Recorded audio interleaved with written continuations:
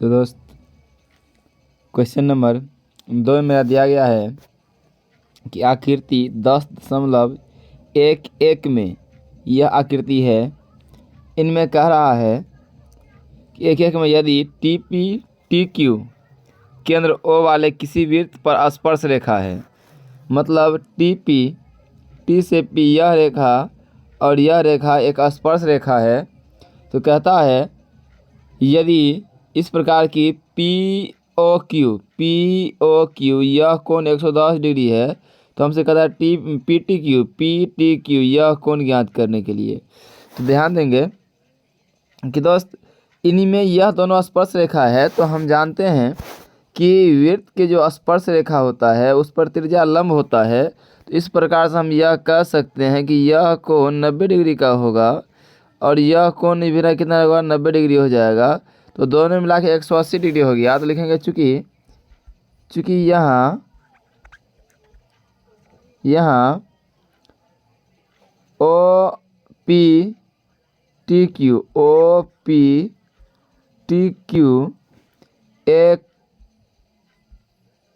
एक चतुर्भुज हो जाता है, चतुर्भुज है, इसीलिए कोण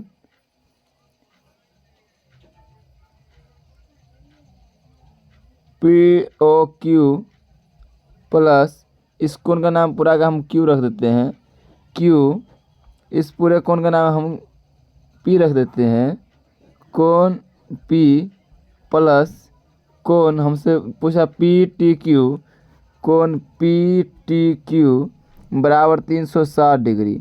अब यहाँ देखिए यह दिया गया है हमको 110 डिग्री प्लस, अब ये दिया गया है, अब यह दोनों 90 है, तो हम इसको 90 प्लस 90 लिख सकते हैं, 180 डिग्री दोनों मिला हो जाएगा बराबर कोण प्लस कोण पी टी क्यू बराबर 360 डिग्री। यहाँ से जोड़ेंगे ये 290 हो जाएगा, तो यहाँ से पी कोण पी टी क्यू बराबर 360 माइनस 290 बराबर 70 डिग्री आ जाएगा। Option number B. वैसे एक थ्योरम देख लेते हैं कि यदि कोई मान लीजिए सर्किल है, यदि कोई सर्किल है, सपोज कीजिए मैंने यह सर्किल बनाया और इन पर कोई दो स्पर्श रेखा है, सपोज कीजिए कि यह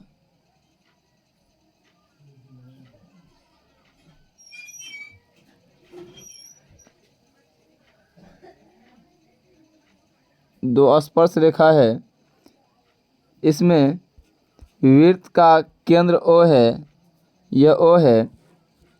अब यहाँ से दो त्रिज्या है, दो त्रिज्या ले लिए, यह दो त्रिज्या इस प्रकार लिए कि यह क्या करता है,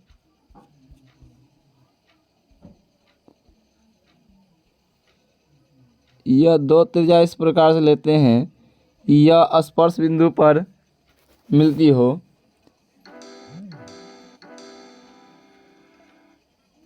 ये दो त्रिज्या ले लिए, तो यदि हमको कभी पूछा जाए इन दोनों कोणों में से इन दोनों कोणों में से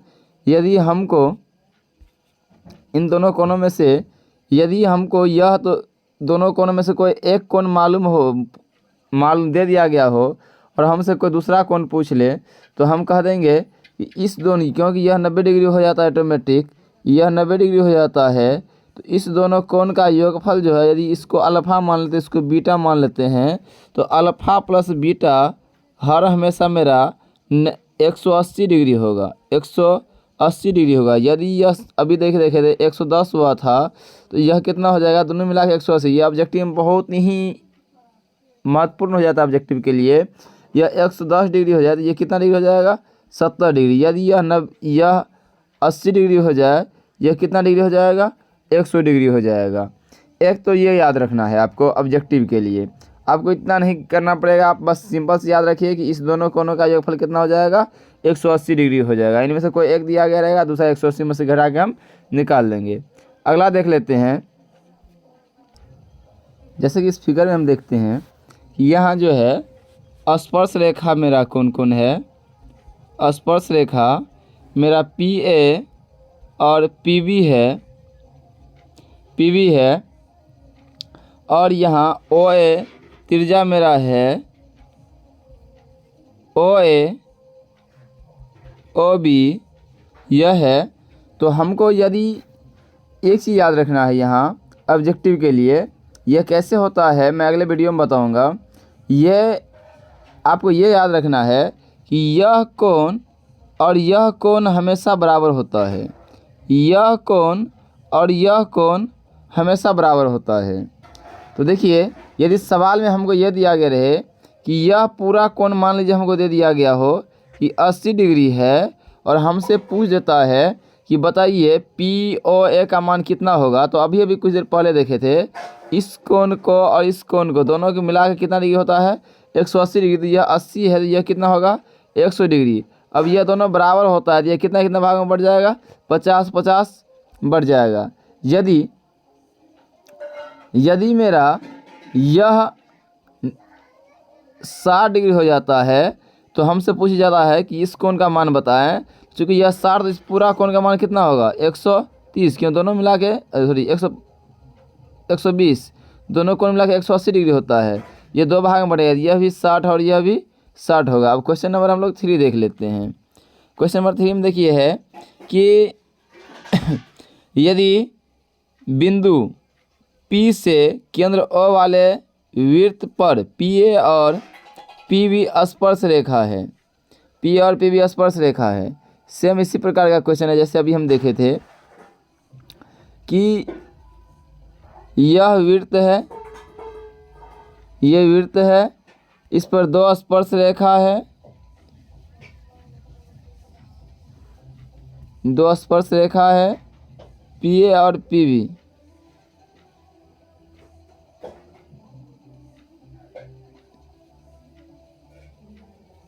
P और PB स्पर्श रेखा है, यह केंद्र O है, इसको यहाँ मिलाएंगे।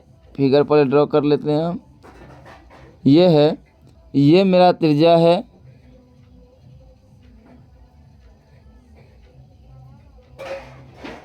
ये ऐसे है। अब थोड़ा नाम लिख लेते हैं। इसको कहता है P बिंदु से खींचा गया, तो PAB स्पर्श रेखा है, एक केंद्र मेरा O है। सवाल देखिए यहाँ कह रहा है, क्लियर कट सवाल कह रहा है कि स्पर्श रेखा P कहता है स्पर्श रेखा 80 डिग्री कोण पर झुके हुए हैं, तो POA चाहिए। 80 डिग्री पर झुका हुआ है, तो PAO। इस कोण का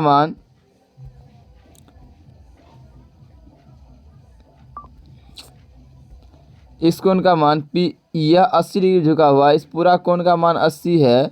तो कहता है POA इस कोण का मान पूछता है।